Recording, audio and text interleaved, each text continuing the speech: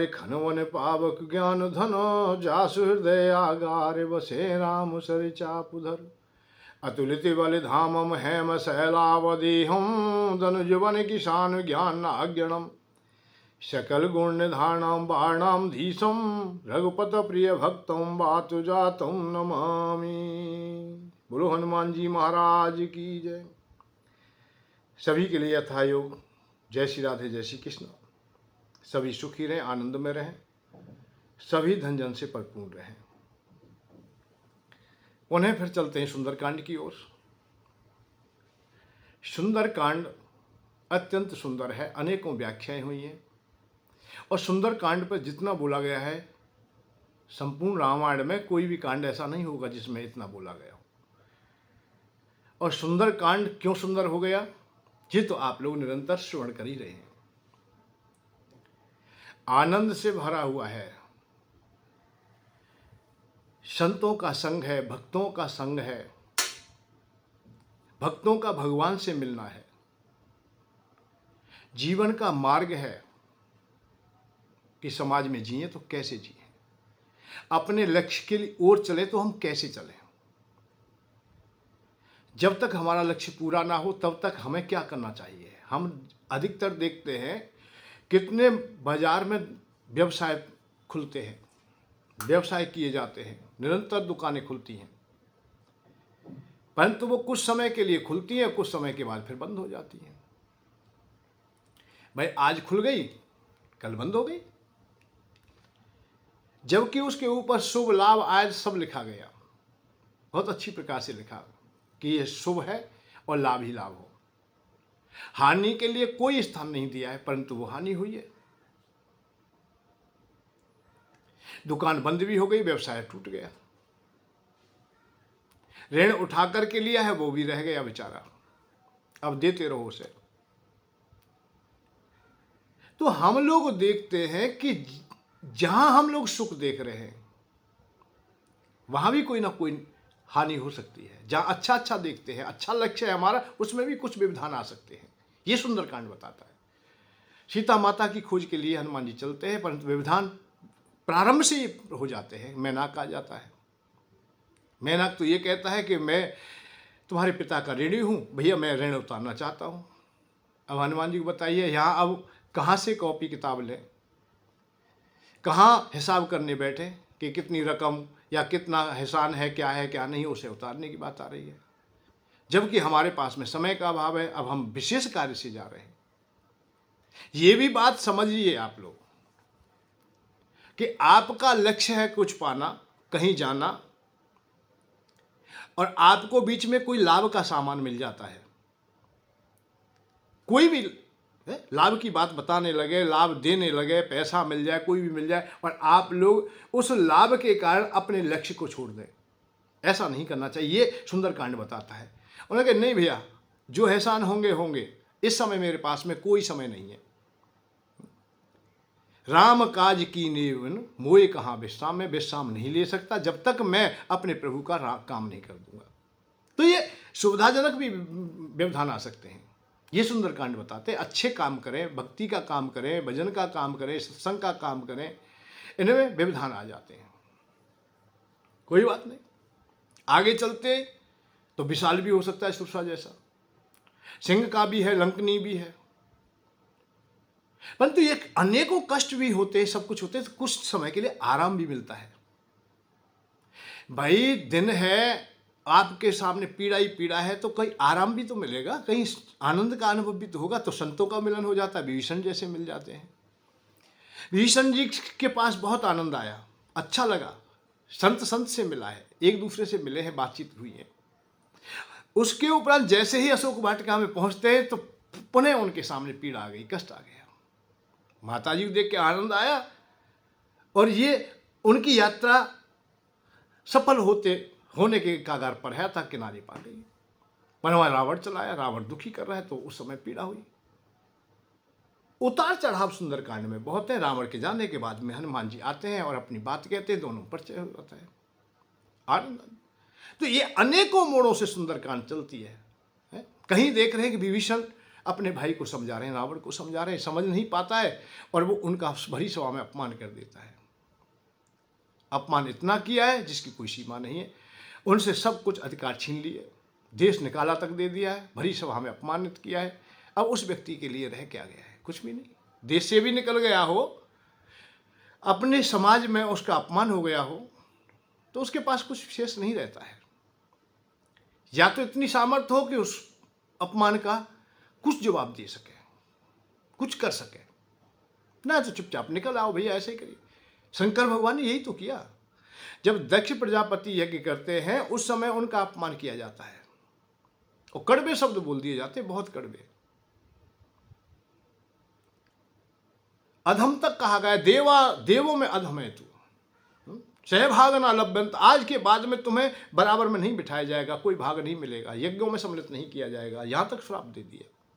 सहभाग ना लभ्यंत, घेण देव गणाधम, अधम है तू देवताओं में। परंतु वहां ज्यादा कुछ नहीं कहा, क्योंकि पिता के तुल्य ही है, ससुर तो है ही है, हमारी पत्नी के पिता है, ये सोच लिया आगे। पर समाज भरी सभा में अपमान हुआ, वो अच्छा नहीं है। कोई सहन कर ले वो ठीक है, पर कितना सहन करे? वही शंकर भगवान उसी अपमान को याद रखते हुए, जब सती उनके यज्ञ में चली जाती हैं, दोबारा अपमान के लिए किया गया है, तो पति का अपमान देखा है, आज देखा है, तो वो सहन नहीं कर पाई, उन्होंने तो आत्महत्या ही कर ली है। सबते कठिन जाति अपमाना, यद्यपि जग दारुण दुख नाना। बहुत कष्ट है दुनिया में, बहुत कष्ट है। ये दुखालय, ये संसार दुखों से भरा हुआ है, हर कदम पर कष्ट है, हर कदम पर पीड़ा है, दुखों से भरा हुआ है। परंतु सबसे कठिन जाति अपमाना, अपने बराबर वालों में अपनों के द्वारा जब अपमान होता है, इससे बड़ा कोई अपमान नहीं होता है। इसलिए विभीषण जी का वही अवस्था हुई है, तो वो बर्दाश्त सहन नहीं कर पाए और वहां से निकलती है। अब जाए कहां भाई? कहीं घर से निकले हो, कोई तुम्हारा स्थान तो होना चाहिए भाई। अमुक जगह पे जा रहे, कपड़ा पहन लिए तुमने, घर से चले हो तुम, खाना पीना खा के चल दिए, तो कहीं तो जा रहे हो। कोई भी पूछ सकता है भैया कहाँ जा रहे हो? छाता जा रहे हो, मथुरा जा रहे हो, बम्बई जा रहे हो, जहाँ कहीं जा रहे हो, जहाँ फैक्ट्री जा रहे हो, खेती भी जा रहे हो, बाड़ी, जहाँ कहीं कोई लक्ष्य तो होगा। लक्ष्य नहीं था उनका कहीं भी, कहाँ जाए। पर जिनके लिए समझाया है, अरे वो इतनी जल्दी हमें क्यों अपना लेंगे भाई, या उनसे हमारे क्या प्रयोजन, वो तो हमारी लंका के दुश्मन है और समस्त लंका वासियों को दुश्मन मानते हैं। परंतु हनुमान जी के द्वारा यह विश्वास दिलाया गया कि मेरे प्रभु बड़े करुणा के सागर हैं, उनके सामने तो कोई हाथ जोड़ के चला जाए और ये कहते हैं कि मैंने अब अपराध नहीं करूंगा, मुझसे अपराध हो गया है, चाहे मैंने कितने भी अपराध किए हों, उन्हें सहज अपना लेते हैं। इतना ही विश्वास दिलाया कि प्रभु की रीति है, सेवक से हमेशा प्रेम करते हैं। तो भक्ति तो हृदय में थी, भगवान के प्रति उनकी श्रद्धा थी। विभीषण ने देखा है कि हनुमान जी ने कहा है भाई, आज आपत्ति काल में मित्र आदि कोई तो खोजा जाता है भाई, धीरज धर्म मित्र और नारी। आपत्ति काल आए तो धीर से काम ले। भीषण का धीर टूटा नहीं है, धीर से काम लिया। यह धीर को खो देते तो वहीं और कुछ कहने लगते तो वह बंदी बना लिए जाते, मृत्युदंड दे दिया जाता। इसलिए धीर से काम लिया। धर्म को छोड़ा ही नहीं है कि मेरा धर्म है कि लंका वासियों की भी रक्षा करूं और भाई को समझाने का प्रयत्न करूं, पर चाटुकारी नहीं किया था, बड़ाई नहीं की। बड़ाई करते तो बहुत मौज में रहते। ये राज्य तो हो सकता है पीछे भी मिल जाता, क्योंकि विभीषण को जरूरी आवश्यक नहीं है कि वो लड़ने जाते, वो तो लड़े ही नहीं कभी, पहले लड़ने की बात करते ही नहीं। वो किसी भी दिग्विजय में विभीषण जी नहीं गए लड़ने के लिए। हो सकता है कि यहां भी ना लड़ते, परंतु नहीं, धर्म की बात तो मैं कहूंगा। जब धर्म को मैं जानता हूं, समझता हूं, तो धर्म की न्याय की बात तो मैं कहूंगा। तुमने जो काम किया वो अच्छा नहीं किया है, उसका परिणाम अपमान हुआ, निकल गए घर से। धर्म का भी, पर मित्र की याद आ गई। जहां मित्रता, सखा कही, आपस में दोनों मित्र हो गए थे, हनुमान जी और विभीषण जी। वही बातें आ गई जो बात बता के गए, भैया हमारे यहां आ जाना है, हमारे यहाँ कभी कोई कार्यक्रम होता है, अच्छा लगता है, आ जाना, कभी आप हमसे मिलने भी आ जाया करो, हमारे यहाँ होते हुए निकल जाना। ऐसे भाई मित्र तो कहते हैं कि चलो गांव की तरफ चल रहे हैं, चलो घर की तरफ चल रहे हैं, चलो बैठ के खाना खाएंगे, वहीं बातें करेंगे। तो यही हनुमान जी ने कह दिया है, सुनो विभीषण प्रभु की रीति, करे सदा सेवक पर प्रीति। सेवक से प्रेम करते हैं और उनकी ये परंपरा है। जैसे किसी सेठ के लिए आज कह दे भैया कोई खाली हाथ नहीं आता है वहां से, कोई भी चाप, कोई भूखा नहीं आता है, तो कोई भूखा होगा तो हो सकता है कि वो चला ही जाएगा। सुना है उन्होंने, कानों से सुन ले, बात सामने आ जाए बात, तो ये विश्वास हो गया कि अब मेरे मित्र को भी मैं देख लेता हूं। अतः हनुमान जी की जो कही हुई बातें वो कहां तक ठीक है।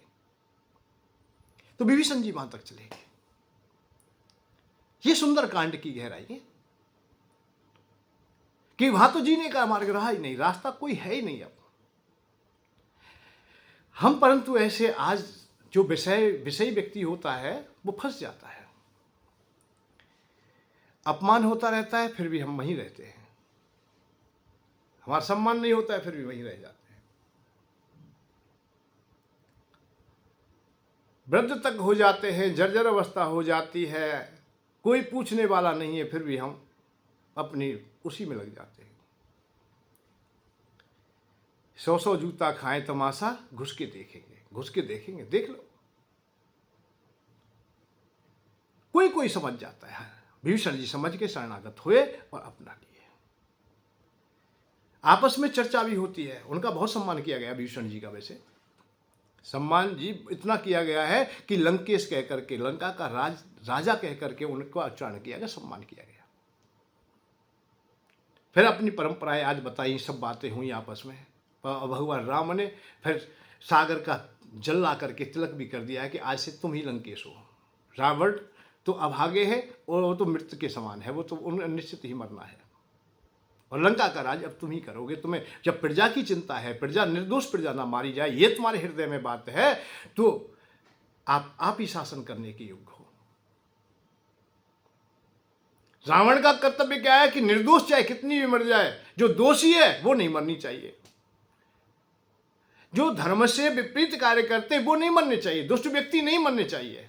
आज भी हम लोग ऐसा ही देखते हैं कि जो सरकारें हैं या सरकार के विपक्ष में बैठे हुए ऐसे विचारधारा हमने कई सरकारों में देखे, कई नेताओं में देखे, जो देश धर्म के प्रति आस्था भी नहीं रखते, उनका भी साथ देते हैं और उनके लिए मर मिटते हैं।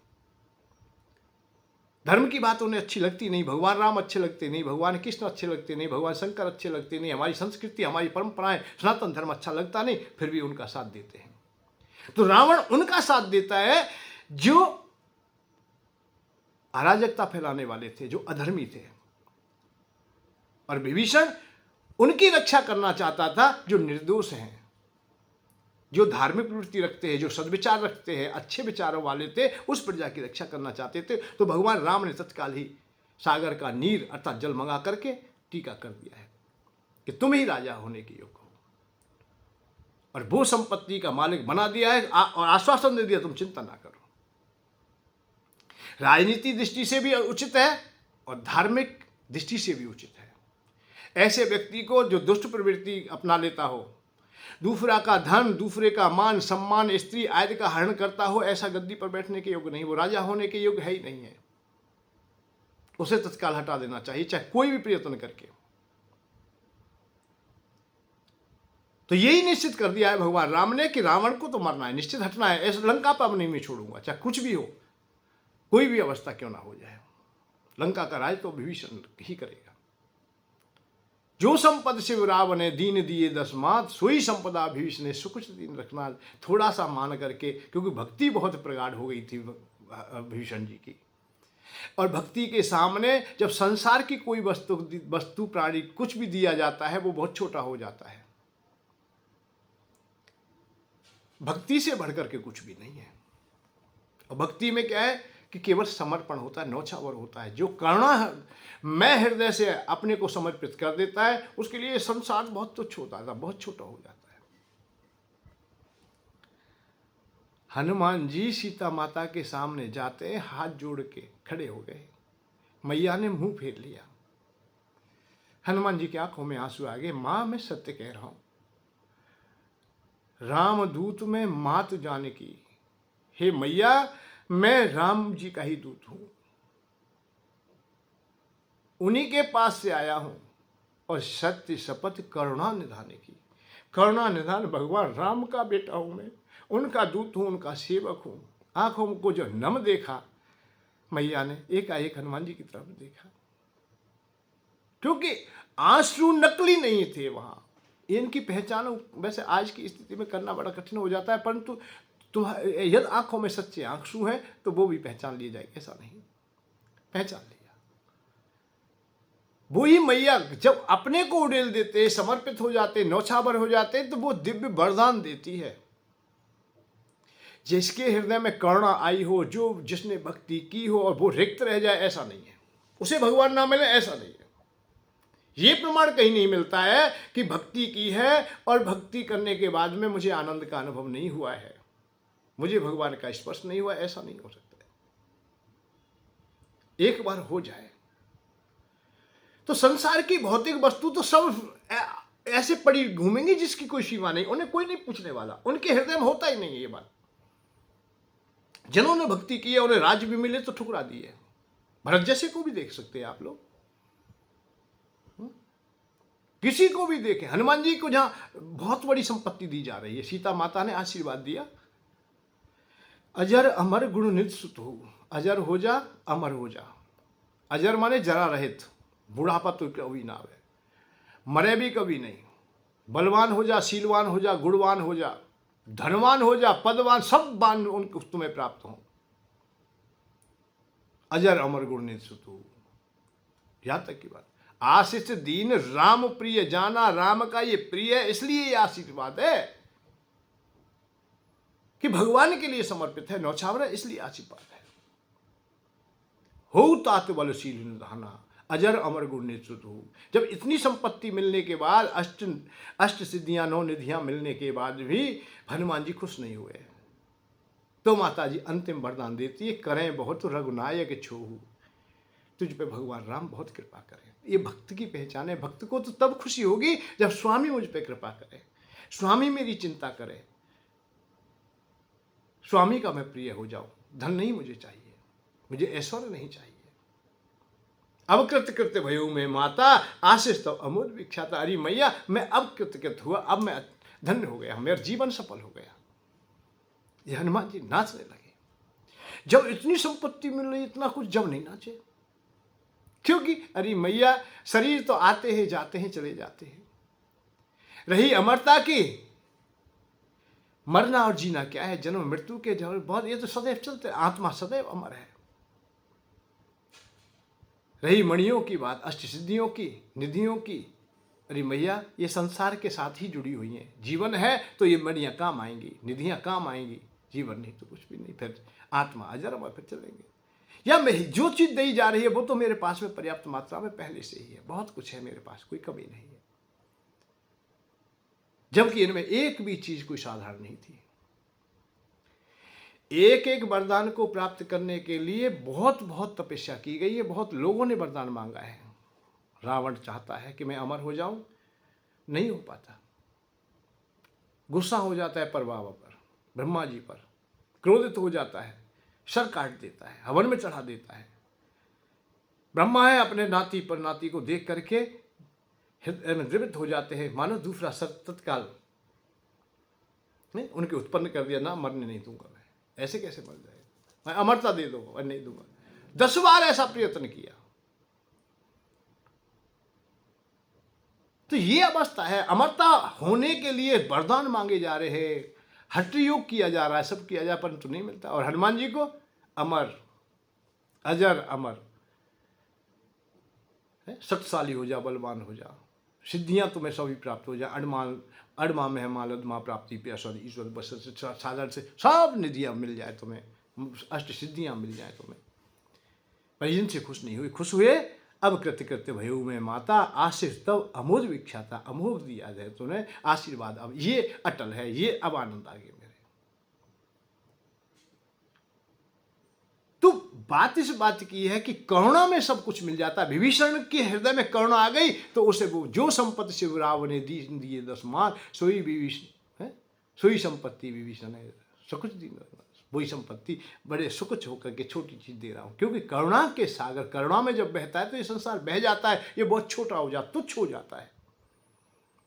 प्रेम जब उत्पन्न होता है, क्योंकि प्रेम जब तुम्हारे हृदय में होगा, उत्पन्न होगा, प्रेम और परमात्मा में कोई भेद नहीं। परमात्मा तुम्हारे हृदय में बैठ गया, परमात्मा को तुम अब संसार की भौतिक प्राणी या वस्तु से खुश करोगे या खुश होगा? नहीं होगा। परमात्मा केवल प्रेम से ही होता है, भक्ति से ही होता है। सुंदरकांड में बहुत अनेक दिव्य कथाएं, बड़ा आनंद आता है यदि उनको समझे। भगवान राम को 3 दिन बीत गए, समुद्र के किनारे प्रार्थना कर रहे हैं कि भैया हमें रास्ता दे दे, हमें कोई उपाय बता दे। विनय न मानत जल गए 3 दिन 3 दिन बीत गए। क्या कर, जब 3 दिन हो गए, भगवान राम परेशान, खाया नहीं, पिया नहीं, सब कुछ ऐसे ही, और समय एक एक पल भारी है,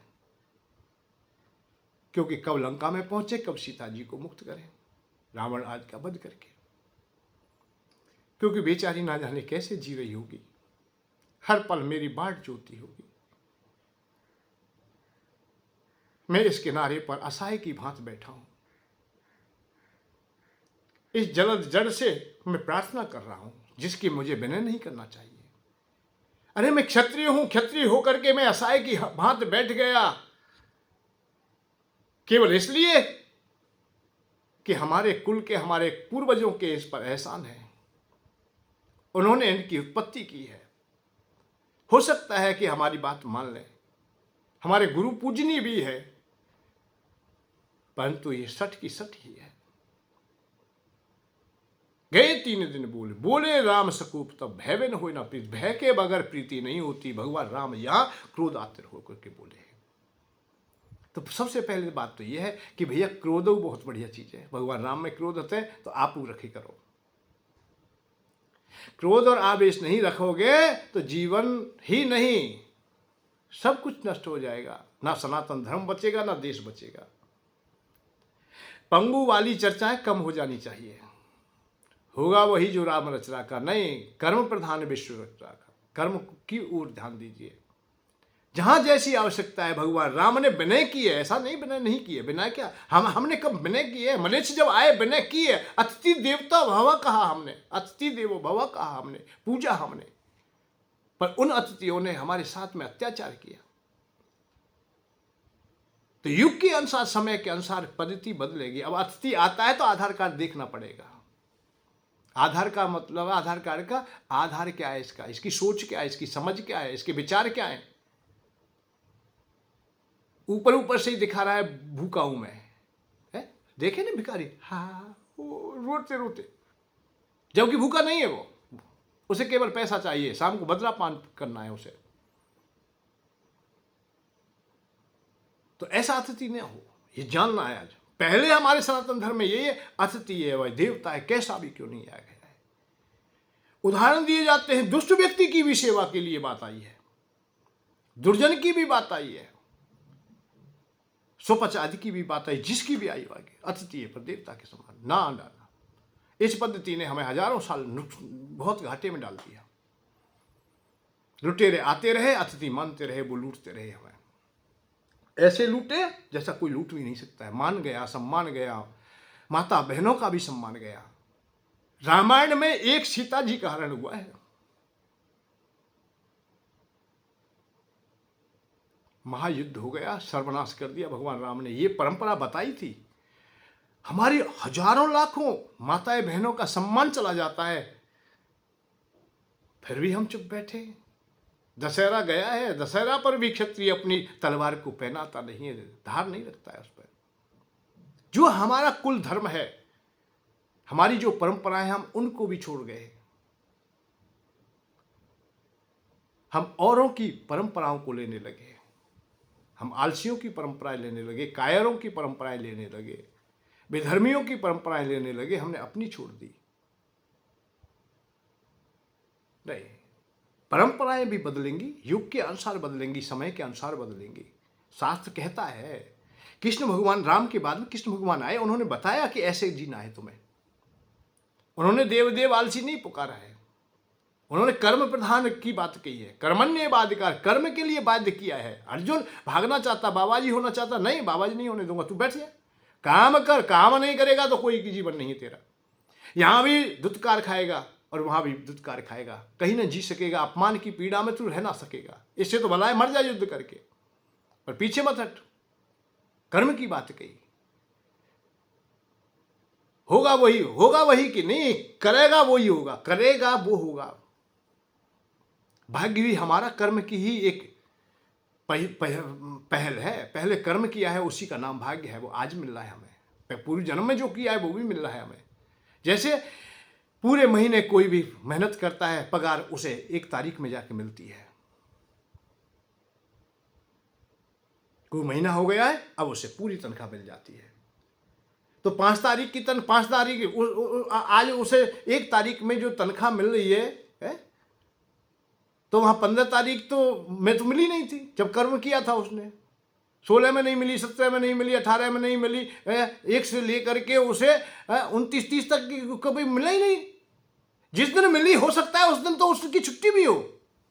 जिस दिन उसे पगार मिलाया उस दिन तो उसने काम भी नहीं किया हो, ऑफिस भी नहीं गया हो, उस समय तो उसने कोई काम किया भी ना हो, बैठा ही हो, फिर भी पगार मिल गई। क्यों मिल गई? क्योंकि उसने कर्म किया था। इसी को हम भाग्य कहते हैं। भाग्य पर ये कर्म की ही प्रधानता है। तो कर्म कीजिए। तो युग के अनुसार सब कुछ बदलता है, तो बदलना है।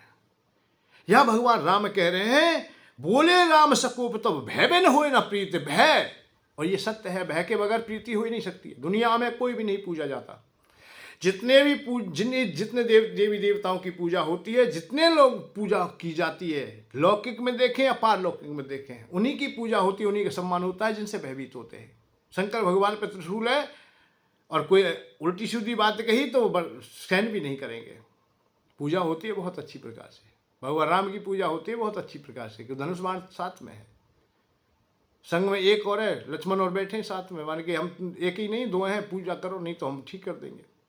भगवान किसने कहे हम बंसी नहीं बजाते, मनोरंजन करना है वो ठीक है, परंतु हम सुदर्शन चक्र भी रखते हैं, इसलिए उनकी भी पूजा कर लो भाई। दुर्गा माँ हर हाथ में शस्त्र लिए बैठे हैं, भाई मैया जय हो, मैया शक्ति मैया, हाथ जोड़ने हैं। नारायण भगवान को देखें, जिसको भी देखें, और जिन्होंने शस्त्र को त्यागा, शस्त्र अपने आप यूज मतलब चलाते नहीं, चाहे निर्माण कितना भी किया हो, चाहे हमें जानकारी कितनी हो, ये ब्राह्मण के लिए कहा गया। जैसे ब्रह्मा जी के लिए, ब्रह्मा जी क्रोधातुर नहीं होते, किसी को श्राप नहीं देते, किसी से लड़ते नहीं है, झगड़ते नहीं है, और कोई कुछ कहता है तो वरदान दे देते हैं। कोई प्रार्थना करता है, अब मांगता है कुछ तो दे देते हैं। पर धराधाम में हम लोग देखते हैं कि उनकी पूजा ही नहीं करता कोई, उनकी आरती नहीं उतरती है। वैसे हम लोग पूजा कर लें, श्लोक को बोल रहे अलग बात है कि ब्रह्मा आदि की बात करें, ब्रह्मा मुरारी तपांतकारी भान शशि भूम सुत, ऐसे अलग प्रकार से हम कर लेते हैं, वो अलग विषय है। भगवान कृष्ण के बहुत मंदिर हैं, हनुमान जी के बहुत हैं, राम जी के बहुत हैं, शंकर भगवान के बहुत हैं, देवी मैया के बहुत हैं। देखो कितना, हर नगर हर शहर में मिल जाएंगे, पर ब्रह्मा जी के मंदिर नहीं मिलेंगे, क्योंकि उन्होंने शस्त्र नहीं धारण किए। जिससे भय ना लगता हो, अरे जो कटकना होता है ना, जो खा जाता है, हिंसक पशु ही हो, बकरी खाती नहीं है तो इसलिए बकरी को बच्चे भी लेके घूमते हैं, और भेड़िया खाता है। जो खाने वाले हैं, जिन्हें मांसाहारी लोग हैं, उनसे दूर रहते हैं, और उनको तो दुखी बहुत करते हैं। जो साधारण जो पाती खाने वाले हैं या जो भयभीत नहीं करने वाले हैं, उनको बहुत लोग परेशान करते हैं। सर्प भी यदि ये मालूम हो जाए इसमें जहर नहीं है, तो उससे कोई भयभीत नहीं होता है, उसे तो इधर से उधर गले में लटका लेते हैं और उधर से उधर डाल भी देते हैं, चोट भी पहुंचाते हैं। और जो फुफकार मारने वाला है तत्काल दूर हो जाते, भैया से आप ऐसे हम नहीं जाएंगे, इस कमरे में भी नहीं घुसेंगे, बड़ा भयानक है। तो भय न हो न प्रीत, देवताओं की भी सब की, तो भय तो होना चाहिए। शत्रुघ्न भैया भय बना के रखते हैं कि किसी ने चोरी की तो सहन नहीं किया जाएगा। ये राम जी का राज चल रहा है इस समय। हो सकता है कि राम जब बैठे थे तब भरत जी का चल रहा हो, परंतु जब भरत जी बैठे थे पादुकाओं को लेकर के, जब राम राज्य चल रहा था, रामायण में आता है कि उस समय की अवस्था में कोई ना दुखी था ना कोई परेशान था, सब खुशहाल थे, न्याय ही न्याय था, कोई चोरी नहीं करने वाला, यदि है तो न्याय मिलता था तत्काल। कब? जब राम जी की खड़ामू राज्य कर रही थी। खड़ामू जूते राज्य कर रहे थे। राज्य हमेशा दंड से चलता है, दंड यदि कमजोर हो गया तो राज्य नहीं चलता है, जूतों से ही चलता है। और आज कोई भी राज्य कितना भी खराब क्यों ना हो, कोई देश कितना भी खराब हो, 14 साल तक जूतों का राज किया जाए, तानाशाही जाति के सही प्रकार से, पब्लिक सही हो जाएगी, बिल्कुल नम होने की परंपरा बन जाएगी उनकी। तो सठ सन में बोले राम सकोपत भय में हुई ना, भय के बगैर प्रीति नहीं होती है। और सठों से सठता करे करे दंड व्यवहार, भैंस बजाई बांसुरी चाहत दंड हार। भाई 60 व्यक्ति है, उनसे सठताई की जाए तो ही ठीक है। अब भैंस के सामने बीन बजाते घूमो इधर से उधर, वो तुम्हें इनाम दे रही है कि बहुत बढ़िया बज रहा है? कहीं पूंछ मारेगी, कहीं लात मारेगी, कहीं कुछ भी करेगी वो, और वो सुन भी नहीं रही है, मारे कि पागल है, बाजार में घूम रहा है, क्या कूं कूं कूं कूं करता है। पर सटों से ऐसे ही सटों की बात है, सटों से सटता करे करे दंड व्यवहार, भैंस बजाई बांसुरी चाहत। और कड़वी मीठी बात, एक और बात बता, मैं सठों से ज्यादा बात ना करे, कड़वी मीठी बात को सठ से कबू न के, सठ से कबू ना के, ना तो ज्यादा बात लड़े और ना बातें प्रेम करे, इसलिए उनसे दूर ही रहे भैया। और काटे चाटे श्वान के श्वान सुख ना दे, काटे चाटे श्वान के श्वान दुख न दे, इनसे दूर रहो। काटे चाटे श्वान के बढ़िया बात नहीं, तो सठों से कोई प्रयोजन ना हो तो ठीक है, क्योंकि सठ बड़े विचित्र स्थिति है। और सठ सन विनय, कितने को आप लोग विनय कर लें। और सठ सन विनय कुटिल सन प्रीति, सहज कृपान सन सुंदर नीति। ममता रत सन ज्ञान कहानी, अति लोभी सन वीरतु बखानी। क्रोध है सम कामई हरि कथा, ऊषर बीज भोए फल जाता। सठ सन विनय कुटिल सन प्रीति, सहज कृपान सन सुंदर नीति। सठ सन विनय, सठ के संग विनय, मूर्खंते विनय, कुटिल सन प्रीति, कुटिल इनते प्रीति विनय, ये भाई क्या बताएं, न माने। ये 60 व्यक्ति विनय की न माने, लुटेरे हों हाथ जोड़े इनते खूब जोड़ते, पर लूट के माने, पीट ओढ़ रहे खूब हाथ जोड़ रहे, नहीं मानते। कुटिल व्यक्ति से प्रीति ना करे, अच्छे व्यक्तियों के संग करे, बढ़ियान के संग करे, वैसे इनके ना बैठे, बैठ गए तो सब कुछ बर्बाद हो जाएगा। संगत के कई मंत्रा नाश राज को हो, संगत ओछे नरन की, संगत कुटिल नरन की कर्म ही ना करे, ओछे नरन की भूल करे ना कोई। संगत के कई मंत्रा नाश राज्य को हो, नाश राज्य का हो जाता है, खत्म हो जाता है, बर्बाद संगत की परे। तो यहाँ यही बात कही, सठ सन कुटिल विनय कुटिल सन प्रीति, सहज कृपण संदन सुनीति। और कृपण व्यक्ति का स्वार्थ लोभी है भाई, कंजूस व्यक्ति, कोई कंजूसी कर रहा है, कितनी कंजूसी है जिसकी कोई सीमा नहीं। अरे भगवान, मक्खी चूस दे नहीं एक, ऐसे के संग बैठे तो क्या फायदा है। वहां व्यर्थ की बात करें, बड़े बड़े दान पुण्य की बात करें, वो इधर से मुंह कर ले, ये व्यर्थ कही गई है। लोभी के सामने दान पुण्य की बात करो, वो बेकार है बिल्कुल। कामी क्रोधी विषयों में जो अंधे व्यक्ति है, उनके सामने सत्संग की बात करो, वो सब बेकार है। कुटिल हृदय है, अज्ञानता से भरा हुआ है, ऐसे व्यक्तियों के सामने आप लोग विनय करें, हाथ जोड़ें, बढ़िया बात करें बाबूजी के, ना बाबूजी ऐठे ही चले जाएंगे। तुम कभी कभी देखे हैं ना, हमारे सैनिक लोग भी, पुलिस वाले भी, एक बार गाड़ी रुकवा ले बस, फिर कितनी बाबूजी के हो, कचू के हो, आप तो पैसा देना ही पड़ेगा, ऐठे तो चले जाए। सम्मान प्रिय व्यक्ति भी यदि हाथ जोड़ता है तो भी इन्हें शर्म इस बात की नहीं आती है, चलो भैया कोई बात नहीं। और इनके सामने ही कोई धींगरा आ जाता है, नेता लोग आ जाते हैं, वैसे दुष्ट प्रकृति के लोग आ जाते हैं, उनसे हाथ जोड़ लेते हैं, बाबूजी निकल जाए, चलो आप। तो सठ सन विनय कुटिल सन प्रीति, ऐसा नहीं।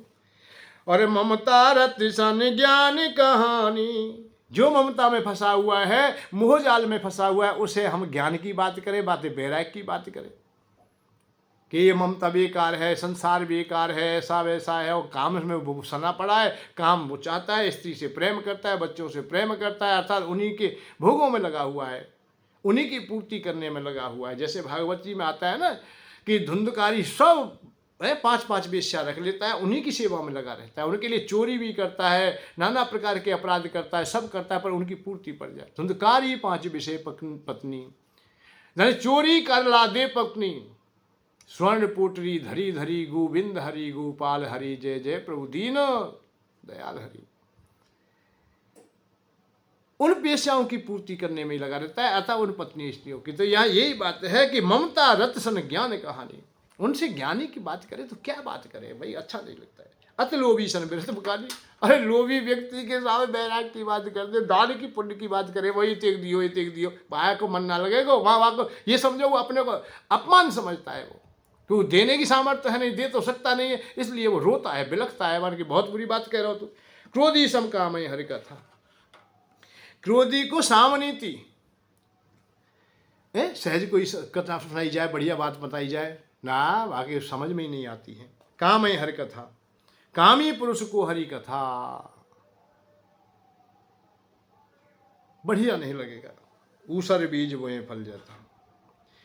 जैसे ऊसरी खेती पड़ी है कहीं और उसमें आप लोग फल बोने लगे, खेती बो में बीज लेके आए और बो दे, क्या फायदा, मेहनत तो करिए सब ठीक है। ऐसे ही ऐसे व्यक्तियों के साथ में संगत करके, विनय करके, आदि करके, ये सागर के ऊपर बात आ गई है कि सागर के व्यवहार हो गया था कि 3 दिन बीत गए हैं, विनय न माना जड़ जड़ गए 3 दिन बीत, 3 दिन हो गए भगवान राम को, तो विनय की बात नहीं मानी है। किसने नहीं मानी, जड़ वस्तु, जड़ नहीं मानी।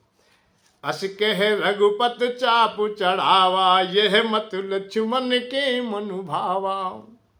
संधान ब्रह्म विषकी कराला, उठी उदधि उर अंतर ज्वाला। अरे लक्ष्मण ला भक्के, ये दुष्ट नहीं मानने वाला, जबकि मुझे सामर्थ्य है कि मैं सबको सोख लूं, सब खत्म कर दूं, ये क्या नहीं कर सकता हूं, परंतु मैंने तो विनय की बात करी, पर नहीं, इस दुष्ट ने नहीं मानी।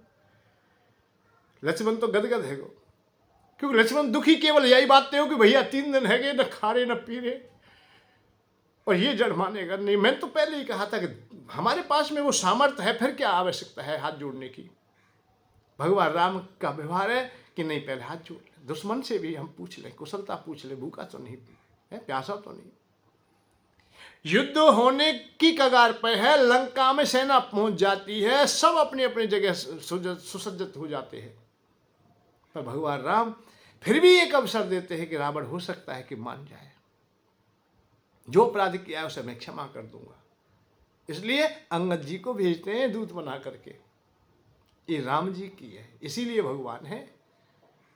पर लक्ष्मण जी नहीं, ये बात बढ़िया ना लगी, नहीं भगवान ये ठीक नहीं है, क्यों आप इस तरह प्रार्थना करें, आपकी सब प्रार्थना करें और आप प्रार्थना करो, आपके लिए सब नमन करते हैं, देवता यक्ष गंधर्व वानर जितने भी देखते हैं हम लोग सब नमन करते हैं, आदर करते हैं, और आप इस जड़ के, कौन क्या कहेगा, अगली आने वाला युग क्या कहेगा, सागर तेज रास्ता मांग रहे हैं। कर्म करने की बात तो हमने सुनी है कि इसमें पुल बांध लीजिए, जो भी काम है, जहां पानी ज्यादा है उसे पानी को हटा दीजिए, भूमि निकल आएगी, हम निकल जाएंगे, या पुल बना दिया, पयोद बना दिया जाए। ये कौन सी बात है कि पानी हट जा भैया, पानी हट जा भैया, हमें जानो है, पानी हट जा भैया, हमें जानो। आग बुझाए ना, हमारे घर में लग गई है या खेत खलियान में लग गई है, आग बुझ जा देवता, आग बुझ जा, आग बुझ जा, आज बुझ जा, पानी डालना रे बापे और आग बुझ जाए। यहां तो बात कह रहे कि नहीं, ऐसा नहीं, ये काम नहीं करना चाहिए लक्ष्मण भैया का, इसलिए बढ़िया है बार की, बहुत बढ़िया भैया जी, बहुत बढ़िया काम करो। संधान प्रभु विषकी कराला, सन जैसे ही खेचा क्रोधातुर होकर के, उठी उदधि उर अंतर ज्वाला। इधर से उधर सब परेशान हो गए, अग्निबाण को देख समुद्र में, कैसे अरे मकर ओरग जस घन अकुलाने, जरा तू जान तू जलो निधि जावो जाने। जीव जंतु सब कुलाल लगे, भयभीत हो गए चारों को, और सागर ने भी ये विचार कर लिया सिंधु ने कि निश्चित ही अब ये बाण चल जाएगा तो जल सूख लिया जाएगा, कितने जलचर है सब मारे जाएंगे। कनक जंतु जैसे सांप है, मछली है, मगर आज जितने भी वास करते हैं, कछुए आए, वे सब मर जाएंगे बिल्कुल। इसलिए कनक थार भरे माने गन नाना, विप्र रूप आये तज माना। अपने मान सम्मान छोड़ के, जा आकड़ में पड़ो का वह छोड़ के हाथ जोड़ के आएगो, आरती कर लेगो, प्रभु मुझे क्षमा कर दें, मुझे क्षमा कर दें। जो चीज़ अपने पास आते ही भाई ले आए, भेंट का ये काला कंकड़ पत्थर ले आए। कनक थारे भर, कनक थारे रत्नों से, ये रत्न सागर में मिलते हैं, समुद्र में।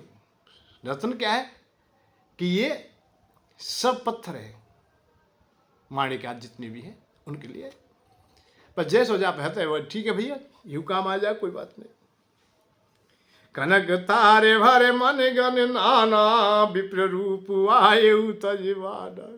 एक बात बड़ी पसंद आई है हमें कि भाई सब कोई ब्राह्मण बनना चाहे, भगे भगे दौड़े इधर से उधर, बढ़िया है तो घटिया है तो जो भी है ब्राह्मण बनना चाहे, और ये द्वंद हजारों साल से चला रहा है। युग बीत गए पूरे, कितनी कितनी लड़ाई है गई कि भाई हमें ब्राह्मण बनाओ, हमें ब्राह्मण बनाओ, हम का काउते कम है, हम तो रामायण बाँच रहे, हम तो वेद पढ़ रहे, हम तो तिलक लगा रहे, हम तो पाठ कर रहे हैं।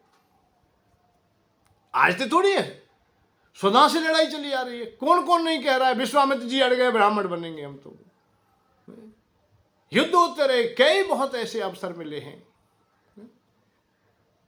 उन्होंने जो फिर इतनी घोर तपस्या की है, इतने इतने प्रयत्न किए। वैसे दुनिया में ऐसा हुआ है कि ब्राह्मण भी बन गए हैं, पर बड़ा कठिन काम हो जाता है। तो ब्राह्मण बनने की जिज्ञासा तो रही है। कौशिक जो ब्राह्मण है वो विश्वामित्र जी की है, उनसे चल। अच्छा, अब देखते हैं हम लोग बढ़िया काम को के लिए भी बनते हैं और बुरे काम के लिए भी। हाँ, परंतु ये दो बातें हैं कि यदि बढ़िया काम में जा रहे हैं तो आप भी अंदाजा लगा लीजिए कि यदि सचमुच में ब्राह्मण बनना चाह रहे हो आप लोग तो गलत काम नहीं कर सकते, और दिखावे के लिए बनने हो तो बिल्कुल निश्चित रूप से गलत काम करोगे। रावण दिखावे के लिए संत वेश धारण करते हैं, यति बन जाते हैं, तो गलत काम करते हैं। कालनेमी दिखावे के लिए है, ठगने के लिए है, ठगी करने के लिए है, इसलिए गलत काम करने के लिए तैयार है। हनुमान जी भी विप्र बनते हैं भाई, वो भी अपने को छुपा ब्राह्मण ही बनते हैं। भीषण जी के सामने गए तो विप्र बन के गए, ठाड़े गए। परंतु उनमें भेद है कि वो भला करने के लिए ब्राह्मण बने। ब्राह्मण बनो, हमने ये नहीं कह रहे ब्राह्मण नहीं बन सकते हो, पर कब बन सकते हो? जब पूर्ण नौछावर भगवान के लिए हो जाए, देह की भी शोधना रहे, करुणा बह जाए, हृदय में वो पावनता पवित्रता आ जाए। द्वेष के लिए ब्राह्मण होते हैं कि हमका किसी से कम है, ये है परेशानी। हनुमान जी द्वेष के करके नहीं, हनुमान जी तो ब्राह्मण बने तो करुणा से भर गए। भगवान राम के सामने भी अपने को छुपा के गए, ब्राह्मण बन के गए, रो पड़े। मोरे नाम तुम पूछो साई, तुम पूछो कस नर की नाई, तो माया बस फिरो बुलाना, ताते प्रभु में नहीं पहचाना, मैं नहीं पहचान पाया, प्रभु मुझे क्षमा कर दो। मैं अपनी चातुरता दिखाने के लिए या ब्राह्मण को रूप धर के आ गया। रो पड़े, चरणों में गिर पड़े, मुझे क्षमा कर। ऐसा नहीं, ब्राह्मण का रूप हनुमान जी ने त्यागा है, त्यागा है। त्यागते समय करुणा से भर गए, हृदय में प्रेम उत्पन्न हो गया है। विभीषण जी के सामने भी जब उन्होंने अपने रूप को त्यागा है तो रो पड़े कि भैया मैंने चातुरता की है, इसके लिए मुझे क्षमा कर दे। असमय अदम सखा सुन मोह पर रघुवीर, कीनी कृपा सुमिर गुण भरे विरोचन वीर। हनुमान जी रो पड़े।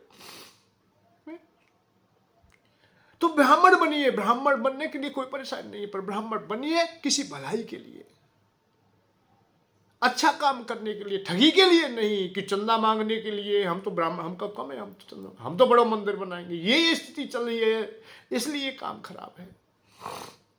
ब्राह्मणों का अपमान करने के लिए, संतों का अपमान करने के लिए, धर्म की हानि करने के लिए, अपने अपने मत पंथ अलग अलग चलाने के लिए आप ब्राह्मण बन जाते हो तो विपरीत हो जाएगा। हनुमान जी भरत जी के पास भी गए तो ब्राह्मण ही बन के गए, वहां भी रो पड़े कि भैया मुझे क्षमा कर दे, मैं प्रभु का आदेश था कि छुपा के जाना, कहीं तुम्हें पहचान ले, हृदयघात ना हो जाए खुशी की वजह से। भगवान राम आ रहे भैया, आप हताश ना हो। भरत भैया ऐसा बात करते मिले कि अब कुछ ही समय है, मैं मर जाऊंगा, अग्नि में समा जाऊंगा, मैं अंतिम समय है।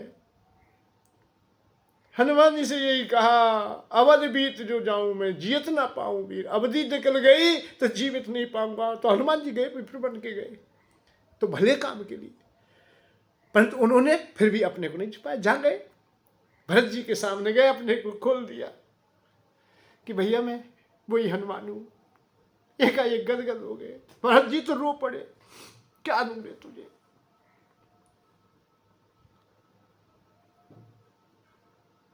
सुन सुत तोय उरन में नाई, देख कर विचार मन माई। नाहिन तात उरन में तोई। अब प्रभु कथा सुना वो मोई। भरत ने कहा मैं अब उड़न नहीं हो सकता रे, तूने इतना अच्छा बात कही है मुझसे। जब जब हनुमान जी विप्र बने हैं, उनको दिव्य वरदान मिला है। रावण जब जब बनता है तभी उसे श्राप मिला है। उसने अपने अभागता को जगा लिया है, उन्होंने अपनी भाग्यता को जगा लिया है। बन दोनों ब्राह्मण रहे। भरत भैया ने कह दिया मैं रेडी हो गया। तेरे बहुत अच्छी बात कही है। भगवान राम से मिले तो भगवान राम कहे सुन कब जिये मानस जन ऊना, ते मम प्रिय लक्ष्मण ते दूना। तू मेरे लक्ष्मण से भी ज्यादा प्रिय रहेगा रे। मैं दुनिया को त्याग दूंगा, सबको त्याग सकता हूं, पर मैं तुझे बस क्यों भाई, भाव ही तो देखा जाता है, सच्चाई देखी, हृदय देखा, हृदय पहचान लिया, तू बहुत प्रिय है। लक्ष्मण ते दूना, तू लक्ष्मण से भी ज्यादा प्रिय रहेगा मुझे। रामायण तो ये सिद्ध करती है कि हनुमान जी ने, भगवान राम ने हनुमान जी को नहीं त्यागा। और ये रामायण कहती है कि लक्ष्मण जी को त्याग दिया, जो लक्ष्मण के बगैर भी एक पल नहीं जी सकते थे। चाहे लक्ष्मण को त्यागने के बाद स्वयं अपनी जीवन लीला समाप्त कर दी भगवान राम ने, परंतु हनुमान जी को नहीं त्याग सके। हनुमान तू ही तो मेरा है, मैं जा रहा हूं, तू ध्यान रखना। इस संसार में हनुमान जी को छोड़ गए, सब भक्तों पर कृपा करे। मेरे कोई भी कार्य अधूरे उन्हें पूरा करना रे तू।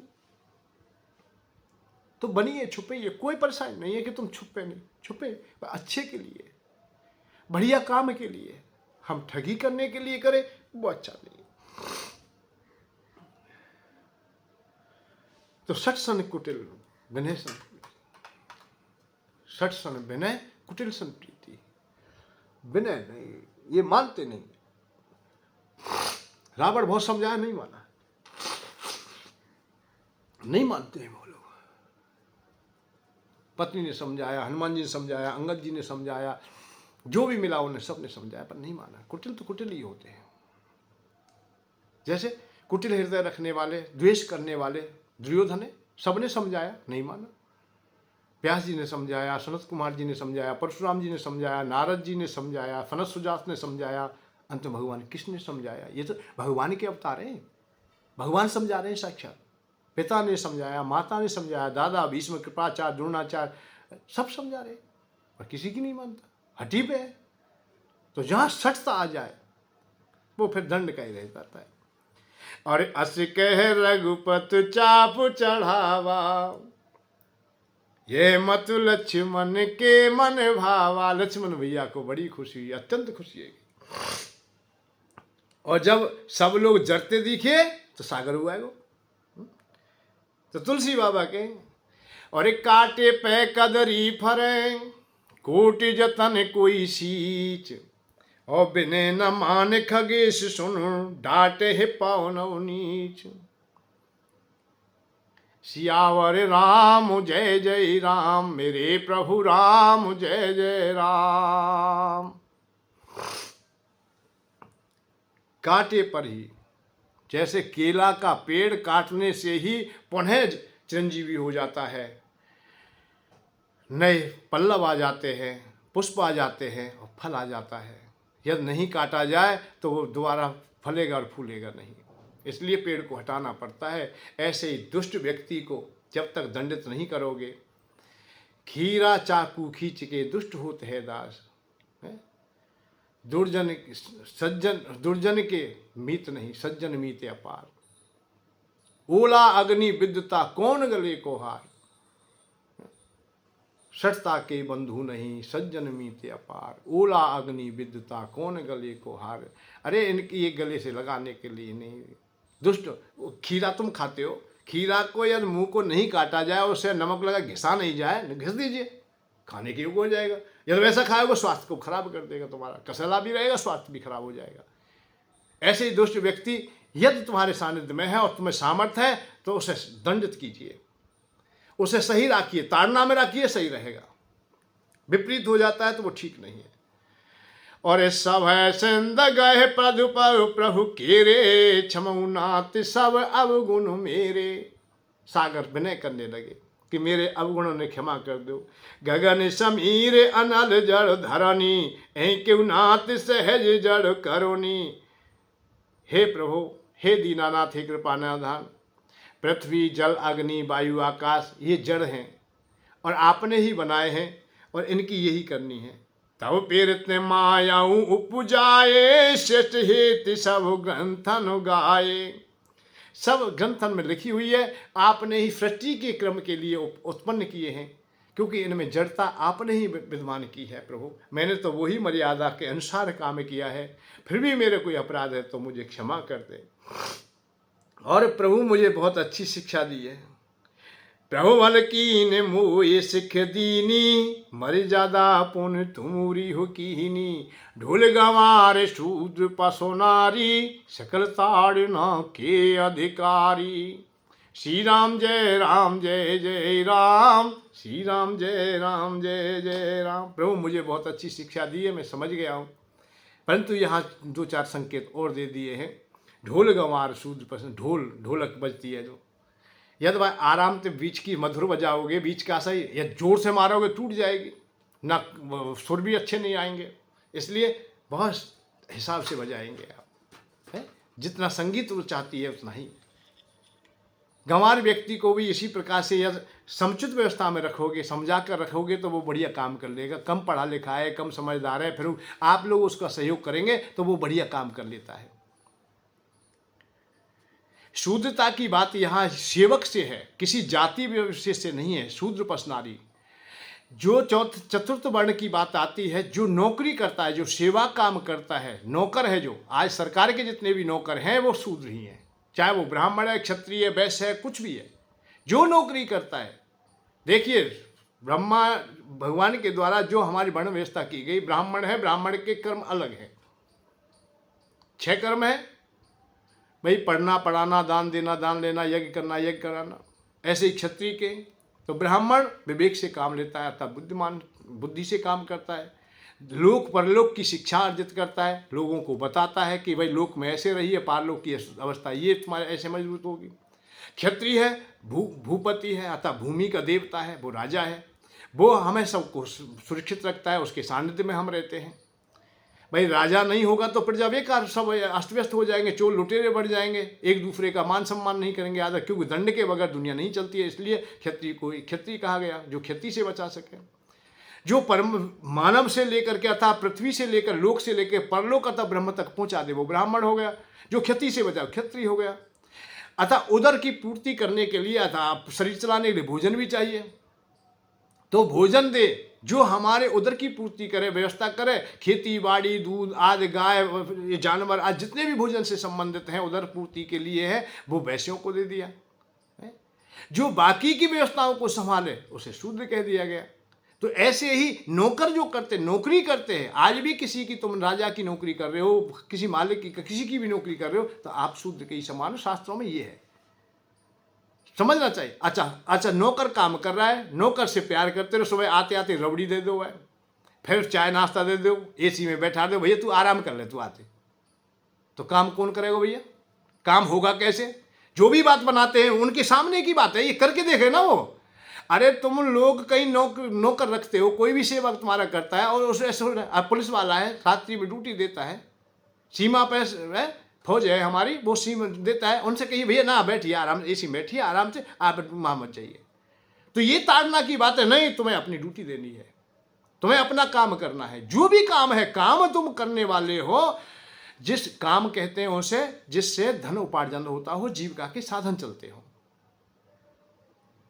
तो सेवक जो व्यक्ति है, और सेवा के लिए भैया सोना कैसा आलस, इसलिए उसे सजग रखना चाहिए। दरवाजे पे है, चौकीदारी करता है, अब वो सोए रहे तो चौकीदारी कैसे होगी, इसलिए उसे जगाना पड़ेगा। उसे यही ताड़ना है, लाला जागते रहो, आवाज लगाएगा जागते रहो, और कोई देख लेगा बैठे हो जाओ भाई। अब उसी जगह पर कोई ऐसे आराम से सोने वाला है, मान लेके उसे कोई जगाता है क्या? ये रामायण में शास्त्रों में आता है कि भगवान राम सोए हुए, दशरथ जी सोए हुए, उनके लिए बंदी जन सुबह भजन गाते हैं, बड़ी सुंदर संगीत बजाते हैं जगने के लिए, क्योंकि उनका काम नहीं है, उन बंदीजनों का काम है उस समय, तो वो जल्दी जग के अपना काम करेंगे। बंदीजन वो दोपहर में नहीं गाते, फिर वो दोपहर में आराम करते आराम से। जो रात्रि में है काम कर रहा है, उसे फिर दिन में आराम की व्यवस्था है। तो हमें समझना चाहिए, नारी की बहुत व्यवस्था है। अब सब लोग कह देते, उल्टा सीधा बोल देते, ठीक है कह दीजिए भैया, तुम्हारी इच्छा है, अंधा कानून है, अंधी व्यवस्था है। इस कानून को कुछ दिखाई तो देता नहीं है, समझदारी शायद होगी ना। हमारे सनातन धर्म में एक शब्द के अनेक नाम है जल, कोई पानी कह रहा है, कोई नीर कह रहा है, कोई वही जल थोड़ा भगवान के चरणों से आ जाए, चरणामृत हो जाता है, कहीं पंचामृत हो जाता है, शरीर में कहीं पसीना हो जाता है, कहीं आंसू हो जाता है, कहीं कितने प्रकार से जल को नहीं जाना जा सकता है तो वो मूल में जल ही। ऐसे नारी का भी नाम है, पत्नी के तो 5, 7, 10 नाम होंगे हमारे सनातन धर्म में, और धर्मों की तरह नहीं, और पंथों की तरह नहीं, जिनके पास में शब्दकोश भी नहीं है। भाई पत्नी को ही हम पत्नी भी कह देते हैं, भार्या भी कह देते हैं, अर्धांगिनी कहते हैं, कितने नाम नहीं कह सकते हम लोग। गांव में बैरवाड़ू कह दे, लोगायू कह दे, बहुत शब्द हैं, पर नारी शब्द बढ़िया नहीं है। स्त्री जाति तो हमेशा किसी न किसी रूप में रही है, या तो बेटी के रूप में है, या बहन के रूप में है, या पत्नी के रूप में है, या माता के रूप में है। उसको तो नाम उच्चारण स्त्री के नाम से किया ही नहीं गया है। स्त्री तो जाति है केवल, नारी जहां जहां नारी शब्द आया उसमें बड़ी विचित्र स्थिति होती है। कुछ समझने की बात है। शूर्पणखा कह रही है भगवान राम से आकर के, और तुम सम पुरुष नभ सम नारी, क्या कह रही है कि तुम्हारे समान कोई पुरुष नहीं है और मेरे समान कोई नारी नहीं है। भगवान राम ने कही भैया मेरे पास तो दूसरी पत्नी है। ये लक्ष्मण ने ना छोटो भैया या के संग ना आए नारी कोई, मेरो मन तो याऊ माऊ रे, और तुम विवाह करना चाह रही तो वहां चली जाओ, वहां देखो वर के ये तो और गोरो सो लग रहा हो, या तो कर ये तो उकारो सो है, ये तो श्याम रंग है, कलू आए तो या को क्या करूंगी, तो गोरे माऊ चली गई, लक्ष्मण माऊ चली गई, या को नाम है नारी। ये ना है तो ये ना है। काम में जो अंधी है, जो मर्यादाहीनता धारण करती है, उसका नाम नारी है। अब नारी जाति का आंदोलन करने लगे, सब नारी को बुरा कह दिया, नारी को ताड़ना की बात है, या मारने की नहीं, अपमान की बात नहीं है, समझाने की बात है कि तुम्हें ऐसा नहीं करना चाहिए। तुम यदि मर्यादाहीनता धारण करेंगे तो सब व्यस्त हो जाएगा। नारी में मर्यादा होनी चाहिए, फलज्जता होनी चाहिए। आज की परिभाषाओं में हम लोग कह देते हैं कि नहीं, पुरुषों को ही नजरिया बदलना चाहिए, सोच बदलनी चाहिए। अरे शास्त्रों को पुराणों को पढ़ोगे, देखने से द्वेष उत्पन्न होता है, देखने मात्र से ही अजामिल का सर्वनाश हो जाता है, देखने मात्र से ही धुंधकारी रास्ते से भटक जाता है। ये भागवत में आया है। देखने से क्या नहीं होता है भाई, स्त्री को हम देखें और देख करके काम उत्पन्न ना हो। ये अप्सराएं जब विश्वामित्र जी के सामने आई, मैंने कहा आई तो देखी तो थी, जिन जिन संतों की बात आती है, शास्त्र पुराणों में बात आती है, उन स्त्रियों को देखते ही तो थे, देखने के बाद ही काम उत्पन्न हो जाता था। तो देखने से होता है काम उत्पन्न, और देखने से यदि काम उत्पन्न नहीं हुआ है तो वो उसे नपुंसक कहिए, वहां फिर कोई बात नहीं है, वो भी स्त्री तुल्य ही है, वो पुरुष है ही नहीं। हाँ, मोहे ना नार नार के रूपा, हो सकता है, ऐसा हो सकता है कि नारी को देख कर नारी मोहित ना हो, पर स्त्री को देख करके तो पुरुष होगा ही। धन को देख करके आप होंगे ही, पद को देख करके ही आपको ये आएगा कि मैं कुछ हूं, पद की गर्मा आएगी, वैसे आता है देखने मात्र से ही, सुनने मात्र से ही। अरे फोन ही आ जाए, तुम लॉटरी निकले 1 करोड़ रुपया की, आप लोग सुन रहे हो, आपके पास अभी फोन आ जाए 1 करोड़ रुपया का लाभ हो गया है, तुम्हें आया नहीं है जबकि पैसा, सुना ही सुना तो है, हृदय में प्रसन्नता आ जाएगी। हमारे नाती है वो, गदगद हो जाओगे। और ये संदेश आ जाए कि हमारा कोई प्रियजन खत्म हो गया है, इतना घाटा चला गया है व्यापार में, जबकि रोटी खा रहे थे कोसों दूर है, अब ना तो व्यापार के पास गए, ना कोई मरा है उसके पास है, और ना पता है कि मरा है कि नहीं मरा। सुना ही तो है केवल, कानों से सुना, देखा भी नहीं, फोन आया है केवल, क्या उसका प्रभाव नहीं पड़ेगा? हम मोदी हमसे तो कभी मिले नहीं भैया, तुमसे मिल लिए होंगे, पर उनका प्रभाव है। हम तो टेलीविजन पर देखते ही तो है और सुनते ही, वह आंखों से देखते हैं, केवल तस्वीर देखते हैं, फोटो देखते हैं, लाइट ही तो है वो। हमसे तो मिले नहीं भैया, और ना हम उनसे मिले हैं, सुना ही सुना है। देश के राजा हमारे बड़े बड़े लोग होते हैं, उन्हें हम लोग आज यंत्र के द्वारा देख रहे हैं या सुनी तो रहे, उनका प्रभाव हम पे होता है, उनकी शिक्षाओं का प्रभाव होता है, उनकी बातों का प्रभाव होता है। तो स्त्री जब वस्त्रहीन खड़ी है, आधा कपड़ा पहन के खड़ी है, नीचे छोटे कपड़े, ऊपर भी छोटे कपड़े, पता ही नहीं है, फिर हमसे फिर कहा जाए सोच बदलो, ना कुछ वस्त्र भी बदल जाए तो कोई बात नहीं। तो यहां जो कही है, नारी की बात कही है, ताड़ना दिया होता या सही मर्यादा में रखा, नहीं बेटिया तुम्हें पूरे कपड़ा पहनो, सही कपड़ा पहनो, सही कपड़े पहनो, ये बात कहने की, ताड़ना की। शूर्पणखा को नारी कहा गया, तुम सम पुरुष नंबू सम नारी। हमें नाराज नहीं होना चाहिए, हमें शिक्षाओं को जानना चाहिए, समझना चाहिए। हमें भी कमी हो सकती है तो हमें उन कमियों को दूर करने का प्रयत्न करना चाहिए। सुंदरकांड बहुत सुंदरता से आगे बढ़ता है, बड़ा आनंद मात्र कहता है, हर बात शब्द को इतना आनंद दे देता है, जैसे प्रभु प्रताप में जाऊं सुखाई। अब ऊपर ती समर्पण है कि प्रभु मैं तो अपने को सुखा भी दूंगा, कोई परेशानी नहीं, आप चाहो जैसे कर लो, मैं कर नहीं, हम करें कैसे? सुनत विनीत बचन अति कै कृपाल मुस्काय, चह विधि उतरे कपि कटक तातु सुकहु उपाय। सियावर राम जय जय राम, मेरे प्रभु राम जय जय राम। भगवान ने तो ये बात कही, भैया 3 दिन से मैं यहाँ भूखो प्यासो बैठे हूँ, मेरी तो ये की कामना है कि अब जितनी सेनाएं पार कैसे जाए, लंका तक कैसे पहुंचे, जा काम करो। सागर जन क्या कहेंगे क्या नहीं कहेंगे, भैया कल ही देख लेंगे, हम हमारी तो इच्छा ऐसी है। अब कल बताएंगे कि सागर ने क्या कहा और कैसे तरेंगे और कैसे जाते हैं भगवान राम। सुंदर कांड की हर चौपाई, हर दुहा बड़ा कीमती है, समझने का प्रयत्न करें, और हमें ये भरपूर शिक्षा देती है, यह लोक और परलोक दोनों को सार्थकता देती हैं। इसलिए अपने जीवन को काम में ले लीजिए। वैसे सब कुछ मालूम है तुम्हें, आप लोग भाई कथा बहुत सुनते हैं, रात दिन सुनते हैं, टेलीविजन के द्वारा बहुत सुनिए, सीरियल आज सुनिए, सब कुछ तुम्हें मालूम है, और तुमसे क्या कहें। टूटे थके हारे हुए, सौंदर्य के मारे हुए, उखड़े हुए सैलाव में, मझधार में कब तक बहे, सब कुछ तुम्हें मालूम है, और हम तुमसे क्या कहें। भाई ज़्यादा नहीं, आपको सबको सत सत नमन, प्रणाम, जय श्री राधे, जय श्री कृष्ण। फिर कल मिलेंगे, जय श्री राधे। धन के साथ धर्म की ओर, सुख की खोज।